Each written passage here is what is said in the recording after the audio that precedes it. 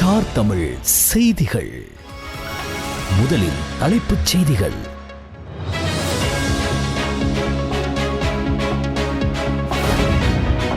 பொரல்ல மயான சந்தியில் இன்று காலை ஏற்பட்ட விபத்து தொடர்பாக கைது செய்யப்பட்ட கிரேன் வாகனத்தின் சாரதி கஞ்சா உட்கொண்டிருப்பது உறுதி செய்யப்பட்டுள்ளது.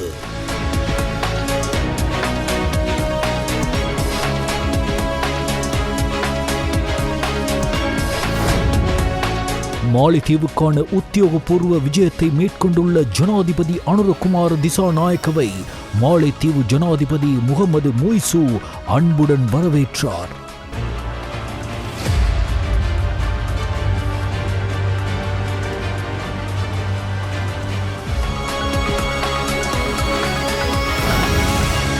இலங்கை ஏற்றுமதிக்கு அமெரிக்கா விதித்துள்ள தீர்வை வரிகளை குறைப்பது தொடர்பில் இணையவழி கலந்துரையாடல் இடம்பெற்றது.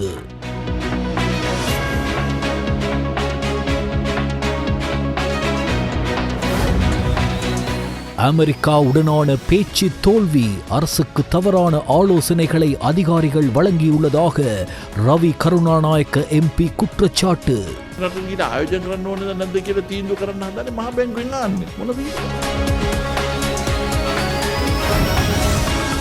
மேல் மாகாணத்தில் இன்று முதல் கௌபே ஊடாக நேரடியாக அபராதம் செலுத்தும் முறை செயற்படுத்தப்பட்டுள்ளது.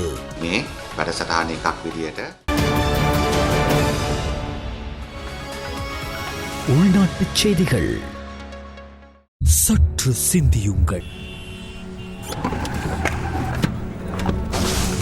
தூக்க கலக்கத்துடன் வாகனம் செலுத்துவதை நினைத்து கூட பார்க்காதீர்கள்.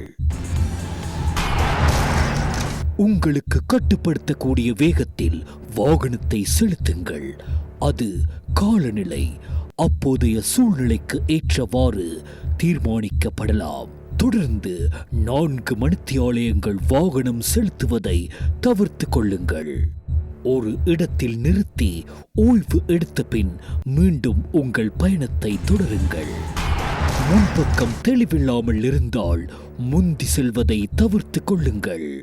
இது விபத்தை தடுப்பதற்கான நேரம். பொருளை மயான சந்தையில் இன்று காலை ஏற்பட்ட விபத்தில் காயமடைந்த 7 பேர் தற்போது கொழும்பு தேசிய வைத்தியசாலையில் சிகிச்சை பெற்று வருகின்றனர். விபத்தில் காயமடைந்தவர்களில் ஒருவர் வைத்தியசாலையில் அனுமதிக்கப்படும் முன்பே உயிரிழந்ததாக கொழும்பு தேசிய வைத்தியசாலையின் பிரதி பணிப்பாளர் வைத்தியர் ருக்ஷான் பெல்லனா தெரிவித்தார். காயமடைந்தவர்களில் 2 பெண்கள் என்றும் மீதமுள்ள 5 பேர் ஆண்கள் என்றும் மருத்துவர் கூறினார். இன்று காலை ராஜகிரியவிலிருந்து பௌத்த மாவத்தை நோக்கி சென்ற கிரேன் லொரியொன்று கணத்தை சுற்றுவட்டத்தில் உள்ள போக்குவரத்து சமிகைகளுக்கு அருகில் நிறுத்தப்பட்டிருந்த 6 மோட்டார் சைக்கிள்கள் மற்றும் 3 கார்களுடன் மோதி விபத்தினை ஏற்படுத்தியது. விபத்தில் உயிரிழந்தவர் அத்துருகிரிய பகுதியைச் சேர்ந்த 62 வயதுடையவர் என அடையாளம் காணப்பட்டுள்ளார். இதேவேளை விபத்துக்கு காரணமான கிரேன் லோரியின் சாரதி கஞ்சா உட்கொண்டிருப்பது உறுதி செய்யப்பட்டுள்ளது. சம்பந்தப்பட்ட நபரிடம் மேற்கொள்ளப்பட்ட மருத்துவ பரிசோதனையின் போதே இது தெரியவந்தது. மேலும் கிரேன் லோரியின் பிரேக்குகள் செயலிழந்ததால் விபத்து ஏற்பட்டிருக்கலாம் என்று போலீசார் சந்தேகிக்கின்றனர். எவ்வாறெனினும் இது தொடர்பான மேலதிக விசாரணைகளை பொருளை போலீசார் மேற்கொண்டு வருகின்றனர்.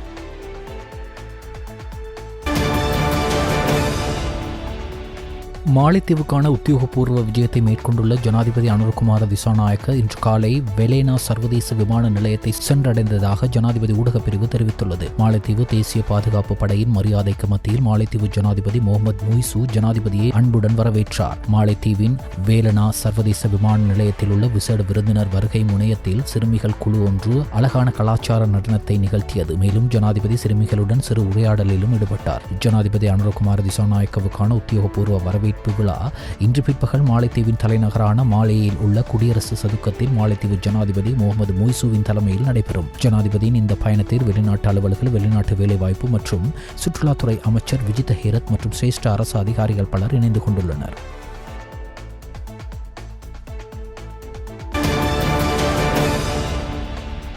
இலங்கை ஏற்றுமதிக்கு அமெரிக்கா விதித்துள்ள தீர்வு வரிகளை குறைப்பது தொடர்பில் ஜனாதிபதி அனுரகுமார் திசாநாயக்கவிற்கும் அமெரிக்காவின் வர்த்தக முகவர் அலுவலகத்தின் தூதுவர் ஜெமிசன் கிரியருக்கும் இடையிலான இணையவழி கலந்துரையாடல் கடந்த 25ஆம் தேதி இடம்பெற்றது. இலங்கை மீது விதிக்கப்பட்டுள்ள தீர்வை வரிகளை குறைப்பது மற்றும் இரு நாடுகளுக்கும் இடையிலான வர்த்தக மற்றும் முதலீட்டு உறவுகளை மேம்படுத்துவது இந்த கலந்துரையாடலின் முதன்மை நோக்கமாகும். இந்த இணையவழி கலந்துரையாடலில் நிதியமைச்சின் செயலாளர் கலாநிதி அர்ச்சன சூரிய பெருமை மற்றும் அமெரிக்க வர்த்தக முகவர் அலுவலக அதிகாரிகளும் கலந்து கொண்டனர்.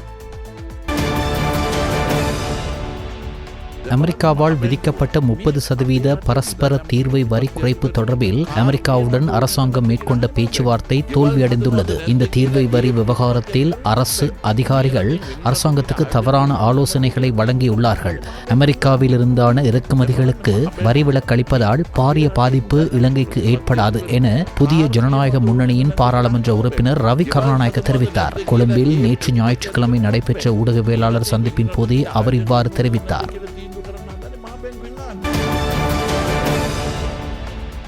சுமார் 73 மில்லியன் ரூபாய் பெறுமதியான சொத்துக்களை சட்டவிரோதமாக கையாண்டதாக குற்றம் சாட்டப்பட்டுள்ள முன்னாள் ஜனாதிபதி மஹிந்த ராஜபக்ஷவின் மகன் யோஷித் ராஜபக்ஷ மற்றும் அவரது பாட்டி டெய்சி ஃபாரஸ்ட் ஆகியோருக்கு எதிராக சட்டமா அதிபர் தாக்கல் செய்த வழக்கு விசாரணைகளை செப்டம்பர் 22ஆம் தேதி மீண்டும் விசாரணைக்கு எடுத்துக்கொள்ள கொழும்பு மேல் நீதிமன்றம் உத்தரவிட்டுள்ளது. இந்த வழக்கு இன்று கொழும்பு மேல் நீதிமன்ற நீதிபதி சஹன் மாப்பா பண்டார முன்னிலையில் விசாரணைக்கு எடுத்துக் கொள்ளப்பட்டது. யோஷித் ராஜபக்ஷ சார்பாக ஆஜரான ஜனாதிபதி சட்டத்தரணி சம்பத் மெண்டிஸ் நீதிமன்றத்தில் சமர்ப்பணங்களை முன்வைக்கும் போது இந்த வழக்கில் தடயவியல் கணக்காய்வு அறிக்கையை ஆதாரமாக முன்வைத்ததோடு கணக்காய்வு அறிக்கையை தயாரிப்பதற்காக பயன்படுத்தப்பட்ட மின்னஞ்சல் செய்திகள் அடங்கிய 26 இருவட்டுக்கள் 8 USB வன்தட்டு ஒரு மடிக்கணினி மற்றும் ஒரு CPU ஆகியவற்றை அணுகி ஆய்வு செய்ய அனுமதி கோரினார். இந்த கோரிக்கைக்கு தாம் ஆட்சேபனைகளை தெரிவிக்கப் போவதில்லை என்று அரசு தரப்பு சட்டத்தரணி குறிப்பிட்டார். அதன்படி இந்த முறைப்பாடு செப்டம்பர் 22ஆம் தேதி மீண்டும் விசாரணைக்கு எடுத்துக்கொள்ள தீர்மானிக்கப்பட்டது. சட்டவிரோத பணப்பரிமாற்ற குற்றச்சாட்டின் பேரில் முன்னாள் ஜனாதிபதி மஹிந்த ராஜபக்ஷவின் மகனான யோஷித் ராஜபக்ஷ மற்றும் அவரது பாட்டி டெய்சி ஃபாரஸ்ட் ஆகியோருக்கு எதிராக சட்டமா அதிபரினால் இந்த வழக்கு தாக்கல் செய்யப்பட்டது. இலங்கையின் புதிய பிரதம நீதியரசராக உச்ச நீதிமன்ற சிரேஷ்ட நீதியரசர் பிரீத்தி பத்மன் சூரசேன நேற்று காலை ஜனாதிபதி அலுவலகத்தில் ஜனாதிபதி அனுரகுமார் திசாநாயக்க முன்னிலையில் பதவியேற்றார். நாட்டின் 49வது பிரதம நீதியரசராக பிரீத்தி பத்மன் சூரசேன பதவியேற்றார். பிரதம நீதியரசர் முருத்து நிருப்பா பிந்துஷினி பெர்னாண்டோ ஓய்வு பெற்றதைத் தொடர்ந்து காலியாக இருந்த பதவிக்கு பிரீத்தி பத்மன் சூரசேனவின் பெயரை அரசியலமைப்பு சபை சமீபத்தில் அங்கீகரித்தது. 1989ஆம் ஆண்டு சட்டத்தரணியாக பதவியேற்ற பிரீத்தி பத்மன் சூரசேன பின்னர் சட்டமா அதிபர் திணைக்களத்தில் இணைந்து அரசு தரப்பு சட்டத்தரணியாக பணியாற்றி 2007ஆம் ஆண்டு உயர் நீதிமன்ற நீதிபதியாக நியமிக்கப்பட்டார். 2016ஆம் ஆண்டு மேன்முறையீட்டு நீதிமன்ற நீதிபதியாக நியமிக்கப்பட்ட அவர் 2018ஆம் ஆண்டு மேன்முறையீட்டு நீதிமன்ற தலைவராகவும் 2019ஆம் ஆண்டு உச்ச நீதிமன்ற நீதியரசராகவும் நியமிக்கப்பட்டார்.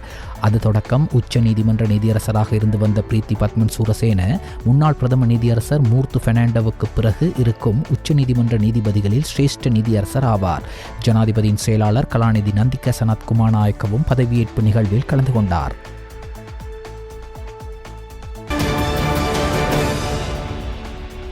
மேல் மாகாணத்தில் இன்று முதல் GoPay ஊடாக நேரடியாக அபராதம் செலுத்தும் முறை செயற்படுத்தப்பட்டுள்ளது. இது தொடர்பில் இடம்பெற்ற ஊடகவியலாளர் சந்திப்பில் கலந்து கொண்டு கருத்து தெரிவித்த போக்குவரத்து நெடுஞ்சாலைகள் துறைமுகங்கள் மற்றும் சிவில் விமான சேவைகள் அமைச்சர் பிமல் ரத்நாயக்க இதனை தெரிவித்தார். இந்த திட்டத்தை வெற்றிகரமாக்குவதற்கு தேவையான அதிகாரிகளுக்கு பயிற்சி அளிக்கப்பட்டுள்ளதாகவும் இன்று போக்குவரத்து போலீஸ் அதிகாரிகள் 1000 பேருக்கு கையடக்க தொலைபேசிகளை வழங்க திட்டமிட்டுள்ளதாகவும் அமைச்சர் குறிப்பிட்டார். டிஜிட்டல் விவகார அமைச்சின் வலுவான அர்ப்பணிப்பு காரணமாக இந்த திட்டம் மிக விரைவாக ஆரம்பிக்க முடிந்ததாகவும் அமைச்சர் இதன்போது சுட்டிக்காட்டினார். அடுத்த சில மாதங்களில் ஏனைய போலீஸ் நிலையங்களுக்கும் கையடக்க தொலைபேசிகளை வழங்க எதிர்பார்ப்பதாகவும் அமைச்சர் குறிப்பிட்டார். இது தொடர்பாக டிஜிட்டல் அமைச்சினால் போலீஸ் அதிகாரிகளுக்கு பல பயிற்சி திட்டங்கள் வழங்கப்பட உள்ளன. மேலும் இந்த செயல்முறை ஆகஸ்ட் 4ஆம் தேதிக்கு முன்னதாக மேல் மாகாணத்தில் முழுமையாக செயற்படுத்தப்படும் என்று அமைச்சர் தெரிவித்தார்.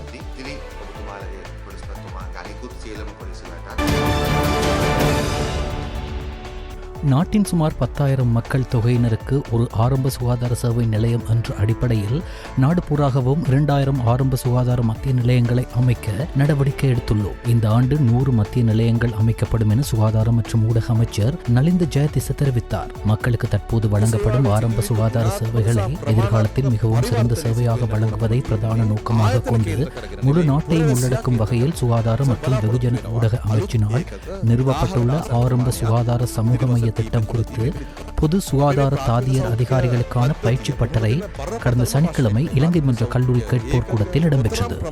அமைச்சர் தொடர்ந்தும் அங்கு உரையாற்றுகையில், நாட்டின் சுமார் 10,000 மக்கள் தொகையினருக்கு ஒரு ஆரம்ப சேவை நிலையத்தை நிறுவுவதே இந்த திட்டத்தின் நோக்கமாகும். இதன் முதல் கட்டமாக அடுத்த 3 ஆண்டுகளில் நாடு முழுவதும் 2,000 ஆரம்ப சுகாதார மத்திய நிலையங்கள் நிறுவப்பட உள்ளன. இந்த திட்டத்தின்படி இந்த ஆண்டு 100 ஆரம்ப சுகாதார சேவை மத்திய நிலையங்களை நிறுவ சுகாதார மற்றும் வெகுஜன ஊடக அமைச்சகம் திட்டமிட்டுள்ளது. தற்போது நாட்டில் சுகாதார சேவையை மேம்படுத்துவதற்கு இந்த திட்டம் ஒரு அத்தியாவசிய செயல்முறையாகும்.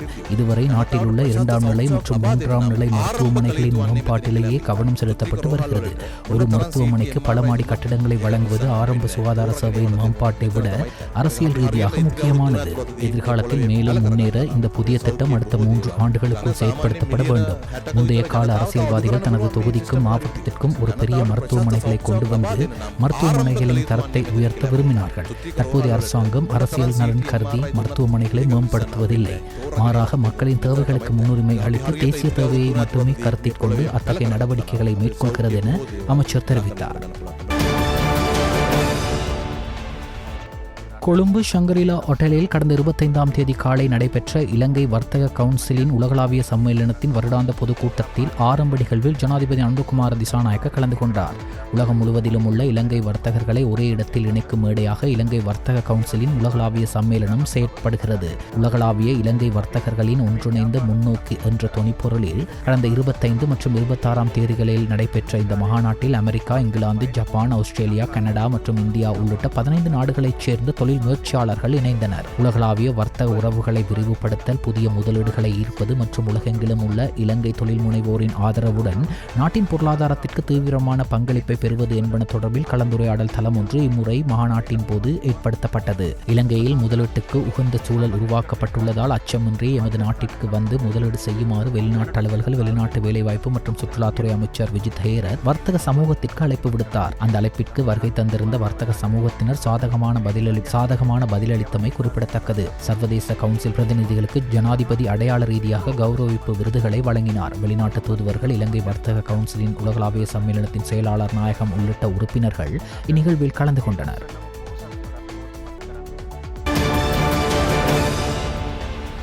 ஹோட்டல் ஷோ கொலம்பு 2025 கடந்த 25ஆம் தேதி காலை கொழும்பு பண்டார்நாயக்க ஞாபகார்த்த சர்வதேச மாநாட்டு மண்டபத்தில் உள்ள சிரிமாவோ பண்டார்நாயக்க ஞாபகார்த்த மத்திய நிலையத்தில் ஆரம்பமானதோடு ஆரம்ப நிகழ்வில் ஜனாதிபதி அனுரகுமார திசாநாயக்க கலந்து கொண்டார். இலங்கை ஹோட்டல் பாடசாலை பட்டதாரிகள் சங்கம், அரசு மற்றும் தனியார் துறைகள் இணைந்து ஆண்டுதோறும் ஏற்பாடு செய்யும் இந்த கண்காட்சி இந்த ஆண்டு 17வது முறையாக நடைபெற்றது. 1998ஆம் ஆண்டு தொடங்கப்பட்ட கொழும்பு ஹோட்டல் கண்காட்சி நாட்டின் விருந்தோம்பல் துறையில் மிகப்பெரிய வர்த்தக கண்காட்சிகளில் ஒன்றாகும். நாட்டின் சுற்றுலாத்துறையை சர்வதேச அளவில் மேம்படுத்துவதற்கான சிறந்த வாய்ப்பாக இந்த கண்காட்சி இருந்தது. ஹோட்டல் ஷோ 2025 கண்காட்சியை திறந்து வைத்த ஜனாதிபதி கண்காட்சி கூடங்களையும் பார்வையிட்டு அங்கு கூடியிருந்த மக்களுடன் சுமூகமான உரையாடலில் ஈடுபட்டார். இந்நிகழ்வில் உரையாற்றிய வெளிநாட்டு அலுவல்கள், வெளிநாட்டு வேலைவாய்ப்பு மற்றும் சுற்றுலாத்துறை அமைச்சர் விஜித் ஹேரத் நாட்டின் சுற்றுலாத்துறை தற்போது நாளுக்கு நாள் வளர்ச்சியடைந்து வருவதாக தெரிவித்தார். எனவே இது குறித்து அனைவரும் நம்பிக்கையான எதிர்பார்ப்புகளை கொண்டிருக்கலாம் எனவும் எதிர்காலத்தில் நாட்டின் தேசிய பொருளாதாரத்தை வலுப்படுத்துவதில் சுற்றுலாத்துறை ஒரு முக்கிய காரணியாக மாறும் என்றும் அமைச்சர் கூறினார். ஹோட்டல் ஷோ கொலம்பு ஏற்பாட்டுக் குழுவின் தலைவர் ட்ரெவின் கோமஸ் மற்றும் இலங்கை ஹோட்டல் பட்டதாரிகள் சங்கத்தின் தலைவர் பேட்ரிக் பெரேரா உட்பட ஹோட்டல் மற்றும் ஹோட்டல் சார்ந்த விநியோகம் மற்றும் சேவைகள் மற்றும் சுற்றுலா ஆகிய துறைகளை பிரதிநிதித்துவப்படுத்தும் பெருந்திரளானோர் இந்நிகழ்வில் பங்கேற்றனர்.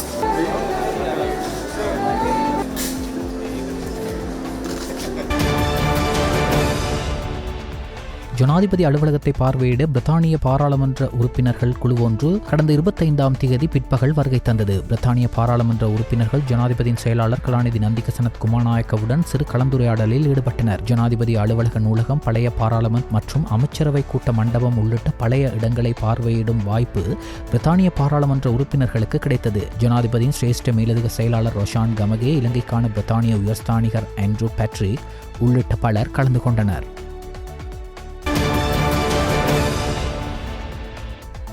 ஜனாதிபதி நிதியத்தின் செயற்பாடுகளை பிராந்திய மட்டத்துக்கு பரவலாக்குவது தொடர்பான விசேட செயலமர்வு தொடரின் கிழக்கு மாகாண செயலமர்வு கடந்த 26ஆம் தேதி மட்டக்களப்பு மாவட்ட செயலகத்தில் நடைபெற்றது. ஜனாதிபதி நிதியத்தின் அனைத்து செயற்பாடுகளும் பிரதேச செயலகங்களுக்கு பரவலாக்கப்பட்டு வரும் நிலையில் கிடைக்கும் விண்ணப்பங்களின் எண்ணிக்கை அதிகரித்துள்ளது. அத்துடன் இணைந்ததாக புதிய கணனி அடிப்படையிலான ஆன்லைன் முறைமை குறித்து பிரதேச செயலகங்களில் உள்ள பணியாளர்களுக்கு தெளிவுபடுத்துவது அவசியமாகியுள்ளது. அதன்படி மாகாண மட்டத்தில் செயற்படுத்தப்படும் செயலமர்வு தொடரின் ஒரு பகுதியாக கிழக்கு மாகாணத்தில் நடத்தப்பட்ட செயலமர்வில் அம்பார, மட்டக்களப்பு மற்றும் திருகோணமலை மாவட்டங்களில் ஜனாதிபதி நிதிய பணிகளை கையாளும் 100க்கும் மேற்பட்ட பணியாளர்கள் பங்கேற்றனர். இந்நிகழ்ச்சி திட்டத்தின் ஊடாக கிழக்கு மாகாணத்தில் ஜனாதிபதி நிதியத்தின் பயனாளிகளின் எண்ணிக்கையை அதிகரித்தல், பயனாளிகளுக்கு உயர்தர சேவைகளை வழங்குதல், நவீனமயமாக்கப்பட்ட ஆன்லைன் முறைகளை அறிமுகப்படுத்தல் மற்றும் விரைவான சேவைகளை வழங்கும் நோக்குடன் இந்த தெளிவுபடுத்தல் மற்றும் பயிற்சி வழங்க எதிர்பார்க்கப்படுகிறது. கொழும்பை மையமாக கொண்டு ஒரு குறிப்பிட்ட குழுவினருக்கு நன்மைகளை வழங்கிய ஜனாதிபதி நிதியத்தை நாடு முழுவதும் வாழும் மக்களுக்கு நன்மைகளை வழங்கும் ஒரு மக்கள் நிதியமாக செயற்படுத்துவது தற்போதைய ஜனாதிபதி தலைமையிலான நிர்வாக குழுவின் முதன்மை நோக்கமாகும். இந்த நோக்கத்தை அடைய மேல், வடக்கு மற்றும் தெற்கு மாகாணங்களில் இத்தகைய பயிற்சி திட்டங்கள் செயற்படுத்தப்பட்டுள்ளதோடு எதிர்காலத்தில் இந்த திட்டம் ஏனைய மாகாணங்களிலும் செயற்படுத்தப்படும். ஜனாதிபதியின் சிரேஷ்ட மேலதிக செயலாளரும் ஜனாதிபதி நிதியத்தின் செயலாளருமான ரொஷான் கமகே ஜனாதிபதி நிதியத்தின் செயற்பாடுகள் குறித்து கலந்து கொண்டோருக்கு விளக்கமளித்தார். கணனி பொறிமுறை, பாதுகாப்பு மற்றும் பயன்பாடு, மருத்துவ உதவி விண்ணப்பங்களை ஏற்றுக்கொள்வது முதல் அனுமதி அளித்தல் வரையிலான செயல்முறை மற்றும் அனுமதிக்கு பிறகு மருத்துவ உதவியை செலுத்தும் செயல்முறை குறித்தும் ஜனாதிபதி நிதியத்தின் சிரேஷ்ட அதிகாரிகள் விளக்கமளித்தனர். மேலும் பணியாளர்கள் எதிர்கொள்ளும் பிரச்சினைகள் மற்றும் அவற்றுக்கான தீர்வுகள் குறித்து ஆராயப்பட்டதோடு கலந்து கொண்ட பணியாளர்களுக்கு சான்றிதழ்களும் வழங்கப்பட்டன. இந்நிகழ்வில் சம்பந்தப்பட்ட மாவட்ட செயலாளர்கள், பிரதேச செயலாளர்கள் மற்றும் பிரதேச செயலகங்களின் பணியாளர்கள் மற்றும் ஜனாதிபதி நிதியத்தின் ஊழியர்கள் பங்கேற்றனர்.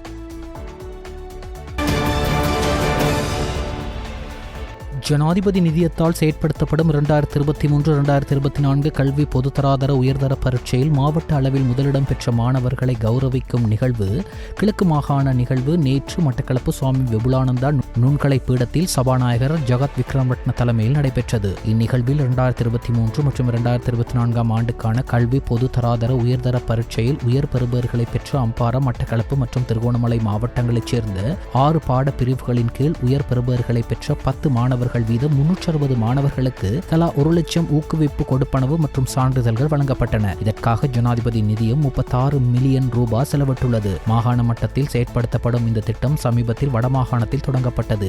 அதன் 2வது திட்டம் தென் மாகாணத்திலும் 3வது திட்டம் கிழக்கு மாகாணத்திலும் செயற்படுத்தப்பட்டது. எதிர்காலத்தில் இந்த திட்டத்தை ஏனைய மாகாணங்களிலும் செயற்படுத்த ஜனாதிபதி நிதியம் நடவடிக்கை எடுத்து வருகிறது. நிகழ்வில் கருத்து தெரிவித்த சபாநாயகர் ஜகத் விக்ரமரட்ன, ஜனாதிபதி நிதியம் இதுவரை உதவி தேவையான யாரையும் கைவிடவில்லை என்றும் நாட்டின் பிள்ளைகளின் கல்விக்கு விசேட கவனம் செலுத்தப்பட்டுள்ளது என்றும் கூறினார். ஜனாதிபதி நிதியம் யாருடைய தனியார் நிதியமல்ல என்றும் அது நாட்டு மக்களின் பங்களிப்புடன் இயக்கப்படும் நிதியம் என்றும் சுட்டிக்காட்டிய சபாநாயகர், அதன் நன்மைகள் நாட்டு மக்களின் முன்னேற்றத்திற்காக மட்டுமே வழங்கப்பட வேண்டும் என்று கூறினார். கிழக்கு மாகாண ஆளுநர் ஜெயந்தலால் ரத்னசேகர மற்றும் ஜனாதிபதியின் சிரேஷ்ட மேலதிக செயலாளர் மற்றும் ஜனாதிபதி நிதியத்தின் செயலாளர் ரொஷான் கமகே ஆகியோரும் இந்நிகழ்வில் தங்கள் கருத்துக்களை தெரிவித்தனர். இந்நிகழ்வில் வெளிநாட்டு அலுவல்கள் மற்றும் வெளிநாட்டு வேலைவாய்ப்பு பிரதி அமைச்சர் அருண் ஏமச்சந்திரா, பாராளுமன்ற உறுப்பினர் கந்தசாமி பிரபு, கிழக்கு பல்கலைக்கழகத்தின் உபவேந்தர் பேராசிரியர் பரராஜசிங்கம் பிரதீபன், மட்டக்களப்பு மாவட்ட செயலாளர் ஜே முரளிதரன் மற்றும் ஜனாதிபதி நிதியத்தின் சிரேஷ்ட அதிகாரிகள், கிழக்கு மாகாண அரசு அதிகாரிகள், பாதுகாப்பு படை பிரதானிகள், பெற்றோர்கள் மற்றும் மாணவர்கள் கலந்து கொண்டனர்.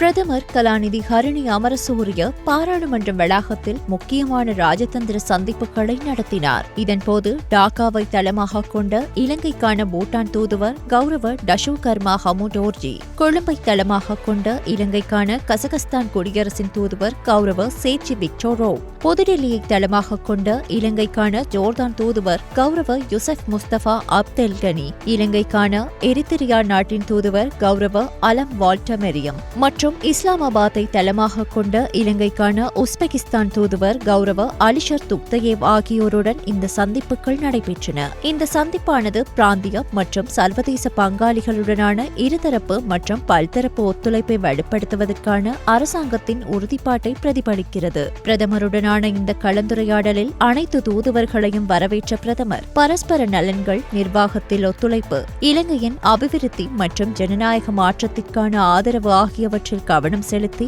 இந்த கலந்துரையாடல்களை மேற்கொண்டார். ஆடை உற்பத்தி, கல்வி, கலாசார பரிமாற்றம், ஏற்றுமதி, சுகாதார பராமரிப்பு மற்றும் சுற்றுலாத்துறை விரிவாக்கம் ஆகியவை இந்த கலந்துரையாடலின் போது முக்கிய கவனம் செலுத்தப்பட்டன. இந்த நிகழ்வில் பிரதமரின் மேலதிக செயலாளர் திருமதி சாகரிகா போகவத், வெளிநாட்டு அலுவல்கள், வெளிநாட்டு வேலைவாய்ப்பு மற்றும் சுற்றுலா அமைச்சின் பணிப்பாளர் திருமதி ருவினி முனதாஸ் ஆகியோர் கலந்து கொண்டனர்.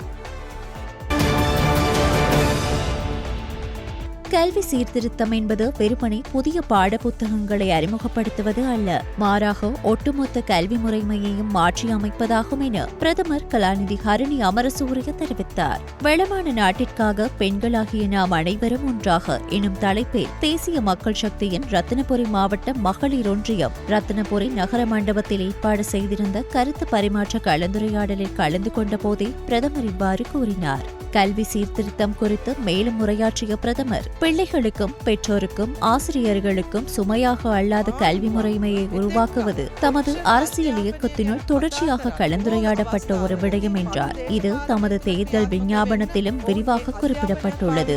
இந்த புதிய கல்வி சீர்திருத்தமானது புதியதோர் பாடப்புத்தகத்தை அறிமுகப்படுத்துவது மட்டுமல்ல, ஒட்டுமொத்த கல்வி முறைமையையும் மாற்றி அமைக்கும் ஒரு செயல் திட்டமாகும். நாம் இந்த முறைமைக்குள் கண்டிருக்கும் பல முக்கிய பிரச்சினைகள் உள்ளன. பரீட்சைகளை மையமாக கொண்ட இக்கல்வி முறைமையினால் சிறார்கள் மீது ஏற்படும் அழுத்தம், அதனால் பெற்றோருக்கு ஏற்படும் அழுத்தம், அதனால் ஏற்பட்டிருக்கும் போட்டியினால் உருவாகியிருக்கும் தீமையான சமூக விளைவுகள் போன்ற அனைத்து பிரச்சினைகளுக்கும் விடை காண நாம் இக்கல்வி சீர்திருத்தத்தின் மூலம் முயற்சிக்கின்றோம். கடந்த காலங்களில் ஆட்சியில் இருந்த அரசாங்கங்கள் கல்வியை பற்றி பெருமளவில் பேசிய போதிலும், கல்வித்துறை சார்ந்த பிரச்சினைகளை இனங்கண்ட போதிலும், அவர்கள் முன்னெடுத்து வந்த அரசியல் கலாசாரத்தினால் கல்வித்துறையில் பல்வேறு பிரச்சினைகள் ஏற்பட்டன. பெரும்பாலும் அவர்கள் கல்வியையும் தமது அரசியல் தீர்மானங்களை செயல்படுத்துவதற்காக பயன்படுத்தினர் என்று பிரதமர் சுட்டிக்காட்டினார். ரத்தினபுரி மாவட்டத்தில் மாத்திரம் தேசிய பாடசாலை என பெயர் பலகையை மாத்திரம் மாற்றிய எத்தனை பாடசாலைகள் இருக்கின்றன. கல்வியின் தரத்திற்கு எத்தகைய நிலைமை ஏற்பட்ட போதிலும் தமது பெயரால் கட்டிடத்தை திறந்து வைப்பது போன்ற கண்காட்சி அரசியலுக்காக தமது அதிகாரத்தை பயன்படுத்திய இந்த அரசியல்வாதிகள் தமது அரசியலுக்காக கல்வியை பயன்படுத்தி அத்துறைக்கு பெரும் அழிவை ஏற்படுத்தியிருக்கிறார்கள். அதே போன்று கடந்த கால அரசாங்கங்கள் வரவு செலவு திட்டத்தில் கல்விக்கான ஒதுக்கீட்டை படிப்படியாக குறைத்து கல்வியின் சுமையை பெற்றோர் மீது சுமத்தி கல்வித்துறைக்கு மிகவும் முக்கியமான அம்சமாக விளங்கும் ஆசிரியர்கள் உள்ளிட்ட கல்வித்துறை நிர்வாக சேவையில் கடமையாற்ற வேண்டியவர்களின் தொழில்சார் வளர்ச்சியை ஏற்படுத்தி மனித வளத்தை மேம்படுத்துவதற்கு பதிலாக அந்த மனித வளத்திற்கு பாதகங்களை விளைவிக்கும் துறைகளை வளர்ச்சி அடைய செய்தார்கள் எனவும் அவர் குறிப்பிட்டார். அந்த வகையில் கல்வி ரீதியாக முன்னேற்றம் அடைந்த ஒரு நாடாக எமது நாட்டை அபிவிருத்தி அடைய செய்வதற்கும் அதனுள் ஒழுக்கமான ஒரு சமூகத்தை ஏற்படுத்துவதற்கும் உலக நாடுகளுடன் தோளோடு தோள் நிற்கக்கூடிய பொருளாதார அபிவிருத்தி அடைந்த ஒரு நாட்டை கட்டியெழுப்புவதற்கும்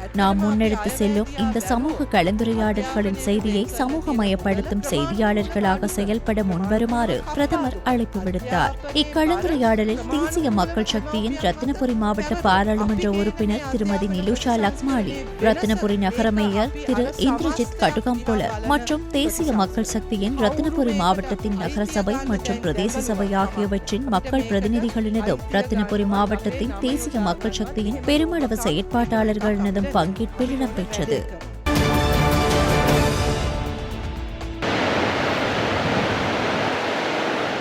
பத்தன போலீஸ் பிரிவுக்குட்பட்ட டெவான் நீர்வீழ்ச்சிக்கு நீரேந்தி செல்லும் கொட்டகல ரொசிட்டா பகுதியில் உள்ள ஆற்றிலிருந்து 4 வயது சிறுமி ஒருவரின் சடலம் சனிக்கிழமை மீட்கப்பட்டது. திருமண நிகழ்வுக்கு செல்லவிருந்த வேளை தனது மகளை தயார் நிலையில் வைத்துவிட்டு சிறுமியின் தாய் தயாராகி கொண்டிருந்த போது குறித்த சிறுமி வீட்டின் அருகாமையில் இருந்த ஆற்றில் தவறுதலாக விழுந்து நீரில் அடித்துச் சென்றதாக கூறப்படுகிறது. போலீசார் மற்றும் பொதுமக்கள் இணைந்து குறித்த சிறுமியை தேடும் நடவடிக்கையில் ஈடுபட்ட போது சுமார் 3 மணித்தியாலயங்களுக்கு பின்னர் அவர் சடலமாக மீட்கப்பட்டு கொட்டகல பிரதேச வைத்தியசாலைக்கு கொண்டு சென்றதாகவும் தெரிவிக்கப்படுகிறது. சகலமாக மீட்கப்பட்ட சிறுமி கொட்டகல ரொசிட்டா தோட்டத்தைச் சேர்ந்த 4 வயதுடைய கிரேக்சிகா நெகோமி என அடையாளம் காணப்பட்டுள்ளதோடு சடலம் சட்ட வைத்திய அதிகாரியின் பிரேத பரிசோதனைக்காக டிகோயா கிளங்கன் ஆதார வைத்தியசாலைக்கு கொண்டு செல்லப்பட்டதாகவும் போலீசார் தெரிவித்தனர். குறித்த சம்பவம் தொடர்பாக திம்புள்ள பத்தன போலீசார் விசாரணைகளை மேற்கொண்டு வருகின்றனர்.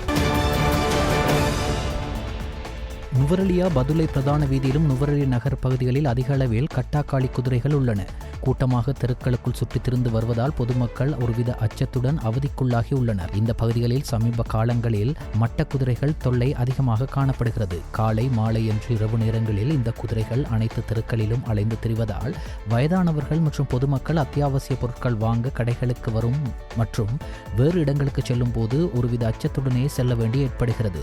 இதனால் அதிக இருள் சூழ்ந்த பகுதிகளில் கூட்டமாக நிற்கும் மட்ட குதிரைகள் தெரியாமல் வீதியில் பயணிக்கும் வாகன சாரதிகள் அதன் மீது மோதி விபத்துகளில் சிக்கிக் கொள்கின்றனர். விபத்தில் இறப்பு வீதம் குறைவு என்றாலும் சிறு காயங்கள் ஏற்பட்டு வைத்தியசாலைக்கு செல்வோர் எண்ணிக்கை அதிகரித்து வருவதாக அப்பிரதேச மக்கள் தெரிவிக்கின்றனர். நுவரெலியாவில் உள்ள பிரதான நகரசபை மைதானத்திலும் காலை மற்றும் மாலை நேரங்களில் அரசு மற்றும் தனியார் பாடசாலை மாணவர்கள் விளையாட்டு மைதானத்திற்குள் நடைபயிற்சி செய்பவர்களும் விளையாடும் மாணவர்களும் இந்த நேரத்திலும் இந்த மட்ட குதிரை வந்து தம்மை தாக்கிவிடுமோ என்ற அச்சத்தில் இருப்பதாக மக்கள் தெரிவிக்கின்றனர்.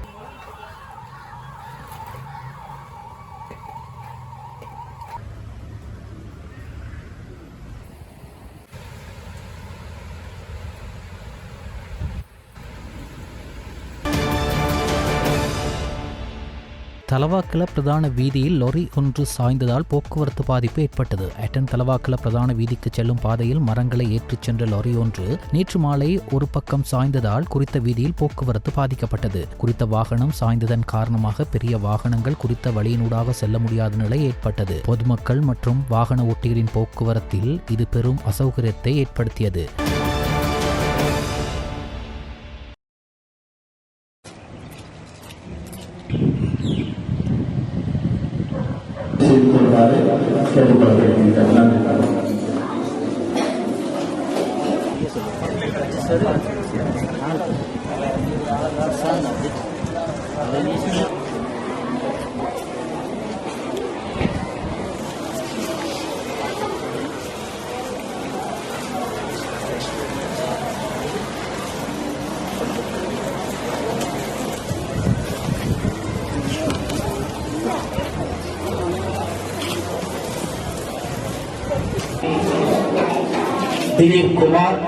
எமது நாவலர் பாடசாலையின் அதிபர் அவர்களையும் மேலும் கருத்தரங்கில்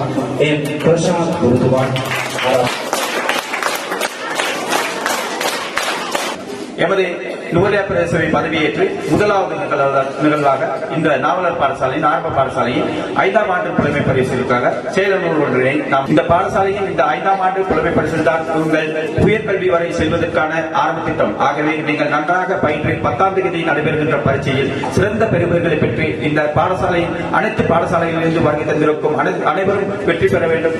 நீங்கள் வெற்றி பெற்று இந்த அடுத்த நகருக்கு செல்ல வேண்டும் என வாழ்த்து கூறி பிரதான மண்டபத்திற்கு செல்லுமாறும் உங்களை அன்போடு கேட்டுக்கொள்கின்றோம். இந்த சேலமரமானது ஏனைய பாடசாலை மாணவர்கள்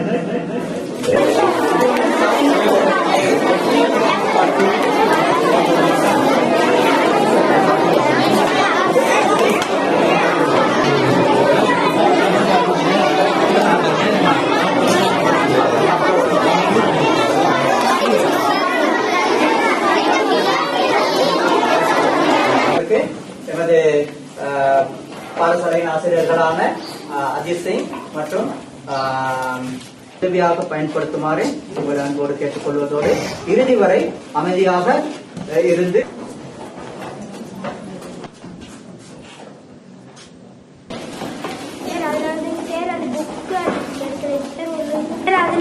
அந்த புக் அடிக்க சார் அவங்களுக்கு ஒன்று சாஞ்சிருக்கு.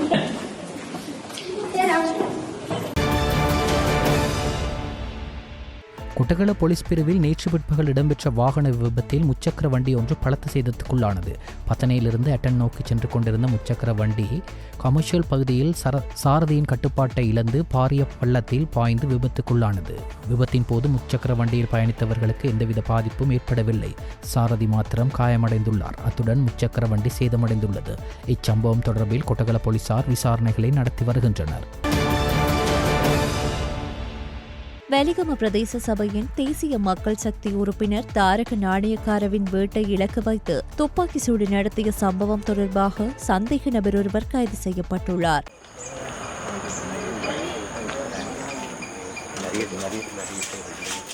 33 வயதுடைய சந்தேக நபர் மாத்தறை பகுதியில் வைத்து கைது செய்யப்பட்டதாக போலீசார் தெரிவித்தனர். கடந்த 16ஆம் திகதி அதிகாலையில் மோட்டார் சைக்கிளில் வந்த அடையாளம் தெரியாத இருவர் தாரக நாணயக்காரவின் வீட்டை இலக்கு வைத்து துப்பாக்கி சூடு நடத்திவிட்டு தப்பி சென்றிருந்தனர். வீட்டின் வாயிலின் மீது துப்பாக்கி சூடு நடத்தப்பட்டதன் காரணமாக சம்பவத்தில் எந்தவொரு நபருக்கும் காயங்கள் எதுவும் ஏற்படவில்லை.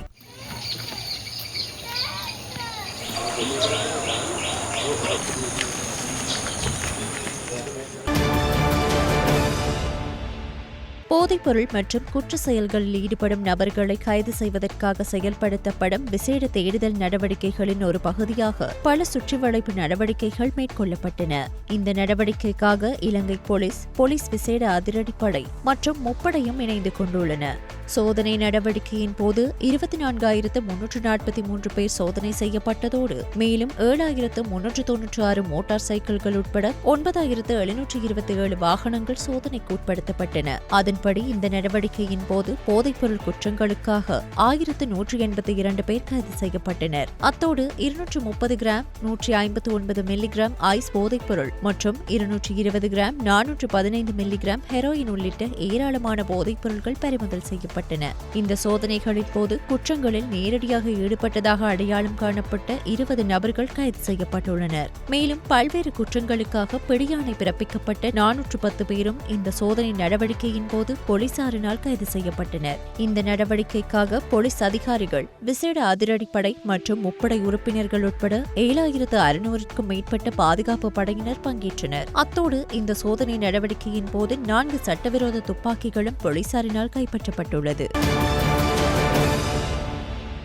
2025ஆம் ஆண்டில் இதுவரை நாட்டிற்கு வருகை தந்த மொத்த சுற்றுலா பயணிகளின் எண்ணிக்கை 1.3 மில்லியனை தாண்டியுள்ளது. அதன்படி சுற்றுலா மேம்பாட்டு ஆணையத்தின் சமீபத்திய புள்ளி விவரங்கள் 13,13,232 வெளிநாட்டு சுற்றுலா பயணிகள் இலங்கைக்கு வருகை தந்துள்ளதாக குறிப்பிடுகின்றன.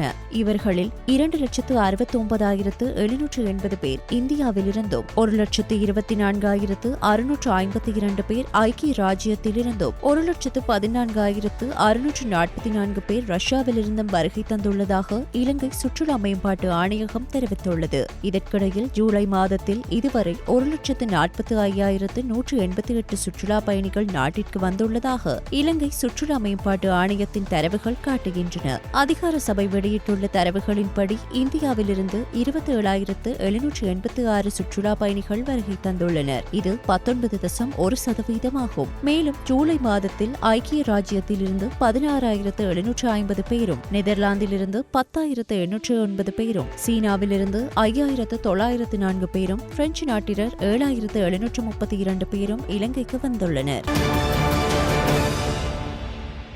உலக யாழும் அம்பிகை அவதரித்த தினம் ஆடிப்பூரமாகும். ஆடி மாதத்தில் வரும் பூரம் நட்சத்திரத்தில் இந்த விழா அனைத்து அம்மன் கோவில்களிலும் வெகு விமர்சையாக கொண்டாடப்படுகிறது. உலக மக்களை காக்க சக்தியாக அம்பாள் உருவெடுத்த புண்ணிய தினம் இது என்று கூறப்படுகிறது. இந்த தலை சிறந்த நாளிலேயே பெரும்பாலும் சித்தர்களும் யோகிகளும் தவத்தை தொடங்குவதாக புராணங்கள் தெரிவிக்கின்றன.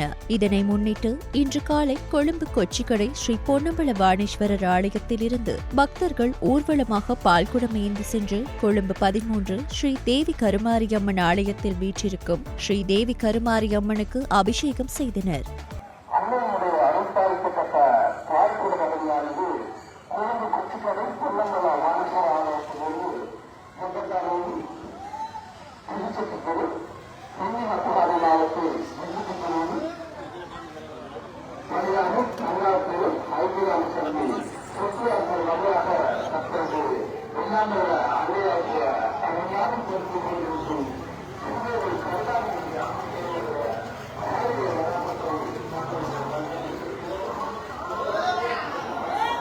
இதேபோன்று 38வது தடவையாக ஆடிப்பூர பால்குட பவனி மயூராபதி ஸ்ரீ பத்ரகாளி அம்மன் ஆலயத்திலும் இடம்பெற்றது.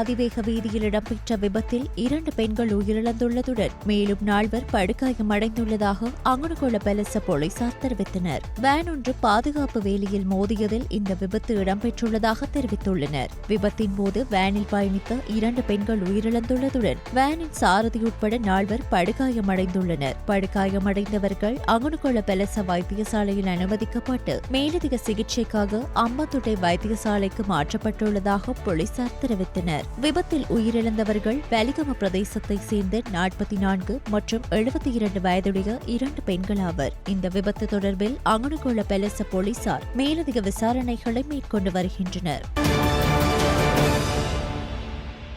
மேல் மற்றும் சப்ரகமோ மாகாணங்களிலும் நுவரலியா, கண்டி, காலி மற்றும் மாத்தர மாவட்டங்களிலும் அவ்வப்போது மழை பெய்யக்கூடிய சாத்தியக்கூறுகள் காணப்படுவதாக வளிமண்டலவியல் திணைக்களம் எதிர்வு கூறியுள்ளது. மத்திய மலைகளின் மேற்கு சரிவுகளிலும் வடக்கு, வடமத்திய மற்றும் வடமேல் மாகாணங்களிலும் அம்மந்தோட்ட மாவட்டத்திலும் அவ்வப்போது மணிக்கு 40 கிலோமீட்டர் வேகத்தில் பலத்த காற்று வீசக்கூடும். பலத்த காற்றினால் ஏற்படும் ஆபத்துக்களை குறைக்க தேவையான நடவடிக்கைகளை எடுக்குமாறு வளிமண்டலவியல் திணைக்களம் பொதுமக்களை அறிவுறுத்தியுள்ளது. இடைவேளைக்கு பின்னர் செய்திகள் தொடரும். செய்திகள் தொடர்கின்றன.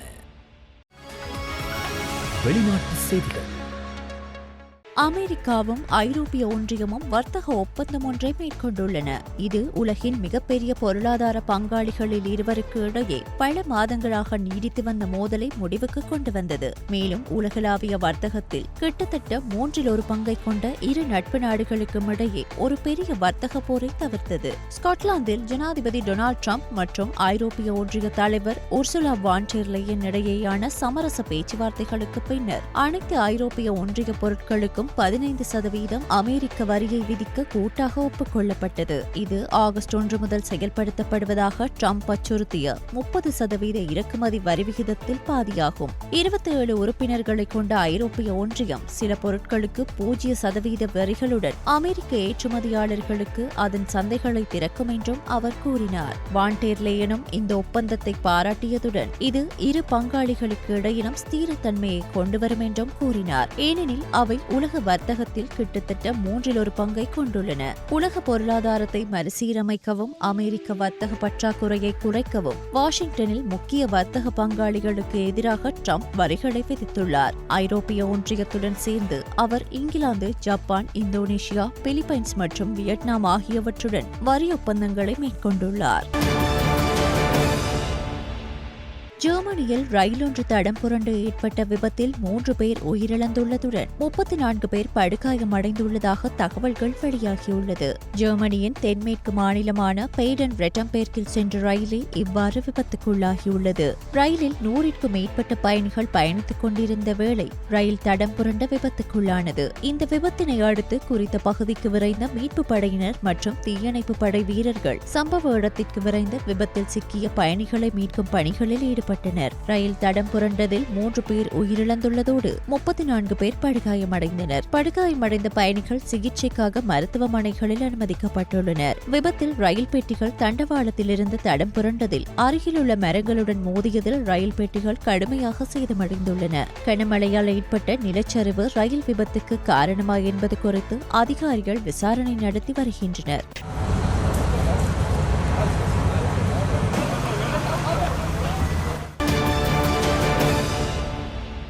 தாய்லாந்தும் கம்போடியாவும் தங்கள் எல்லை பிரச்சினையில் மலேசியா மத்தியஸ்தராக செயல்பட ஒப்புக்கொண்டுள்ளதாக மலேசிய வெளிவிவகார அமைச்சர் தெரிவித்துள்ளார். பேச்சுவார்த்தைக்கு ஒப்புக்கொண்டதன் பின்னரும் பிரச்சினைக்குள்ளான பகுதியில் தாக்குதல் முன்னெடுப்பதாக இரு நாடுகளும் ஒன்றையொன்று கூறி வருகின்றன. இந்த நிலையில் கம்போடிய பிரதமர் ஹுன் மானீட்டும் தாய்லாந்து பிரதமர் பும்தம் வெச்சாயாச்சாயும் இன்று மாலை மலேசியாவுக்கு வருகை தந்துள்ளனர். கம்போடியா மற்றும் தாய்லாந்து சகாக்களுடன் இந்த விவகாரம் தொடர்பில் பேசியதாகவும் இந்த பிரச்சினையில் வேறு எந்த நாடும் ஈடுபடக்கூடாது என்பதை அவர்கள் ஒப்புக்கொண்டதாகவும் மலேசிய வெளிவிவகார அமைச்சர் முகமது தெரிவித்துள்ளார். ஆனால் தமது கோரிக்கையை ஏற்று தாய்லாந்து மற்றும் கம்போடிய பிரதமர்கள் போர் நிறுத்தத்திற்கு ஒப்புக்கொண்டதாக அமெரிக்க ஜனாதிபதி டொனால்ட் ட்ரம்ப் நேற்று தெரிவித்தார் என்பது குறிப்பிடத்தக்கது.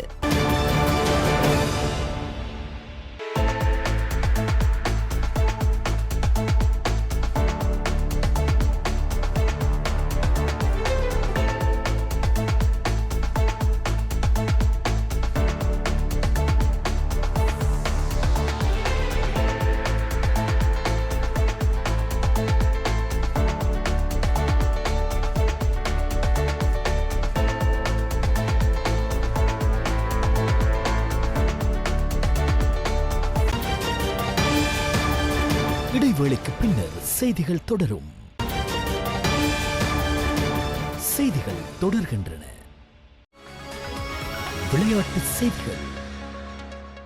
ஹாங்காங் கிரிக்கெட் அணியின் தலைமை பயிற்றுவிப்பாளராக இலங்கையின் முன்னாள் டெஸ்ட் துடுப்பாட்ட வீரர் கௌஷல் சில்வா நியமிக்கப்பட்டுள்ளார். ஐக்கிய அரபு ராஜ்யத்தில் அடுத்த மாதம் ஆரம்பமாக உள்ள ஆசிய கிண்ணத் தொடரில் ஹாங்காங் அணி விளையாடவுள்ள நிலையில் அந்த அணியின் தலைமை பயிற்றுவிப்பாளராக கௌஷல் சில்வா செயற்படவுள்ளார். கௌஷல் சில்வா 2011 ஆண்டு முதல் 2018 ஆண்டு வரை இலங்கை அணிக்காக 39 டெஸ்ட் போட்டிகளில் விளையாடியுள்ளார். பின்னர் இலங்கை, இங்கிலாந்து மற்றும் ஆஸ்திரேலியாவில் சென்று அணிகளின் பயிற்றுவிப்பாளராக செயற்பட்டுள்ளார். அத்துடன் இலங்கையின் முதற்தர கிரிக்கெட்டில் 209 போட்டிகளில் விளையாடி 41 சதங்கள் அடங்கலாக 13,922 ஓட்டங்களையும் குவித்துள்ளார். கௌஷல் சில்வாவின் பயிற்றுவிப்பின் கீழ் ஆசிய கிண்ண குழு பியில் விளையாடவுள்ள ஹாங்காங் அணியானது ஆப்கானிஸ்தான், இலங்கை மற்றும் பங்களாதேஷ் அணிகளை எதிர்கொள்ளவுள்ளமை குறிப்பிடத்தக்கது.